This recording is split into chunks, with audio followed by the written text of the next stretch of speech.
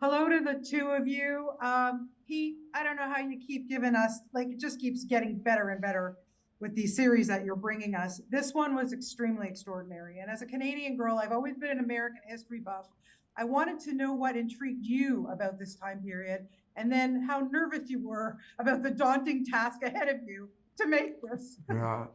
One of the origin elements of this for me, once I decided I wanted to do something in this space, was when I learned about the Mormon Meadows Massacre, which really occurred in 1857. A group of Mormon military from something the Mormons called the Nauvoo Legion, which was their own sort of internal army, attacked a group of pioneers in southern Utah and killed about 150 men, women, and children. And I read a book on it called Massacre, and the writer Mark L. Smith, who wrote American Primeval, read the book as well. And we started talking about that event and what was happening in America at that moment in time in that area. And we sort of started unpacking a very, very complex, nuanced, violent world of survival. Where there were different groups of people at odds with each other, and it was really a powder keg. It was only a matter of time before these groups started attacking each other, which they did, and we thought that would be a really interesting place to set a story, and that's kind of how it started. Yeah, it's extraordinary story. And Julie, kudos to you. You come off Killers of the Flower Moon, and then you come in and you're the consultant on this. What was the most important, what were your discussions like with Pete to make sure that it was authentic and genuine as possible from, your perspective?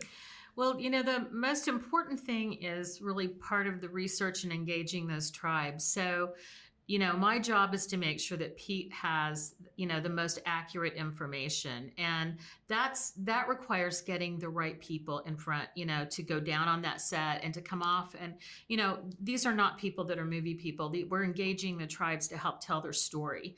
And Yeah. so they're coming in from their jobs and leaving.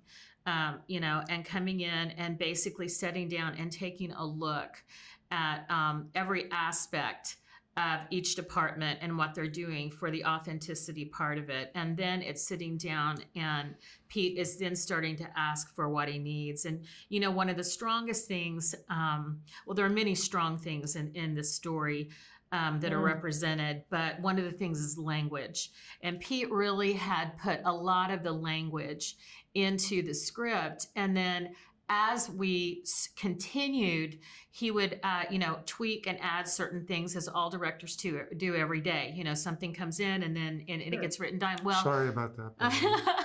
so, but we had linguists on there that actually, that is not a written language. And so we had these two Shoshone consultants, Dondi Howell and Brian Hudson, and they were actually creating words that are going to go into their syllabus as they were creating the language on this. So this is something that actually really supported native language and the creation of some of that.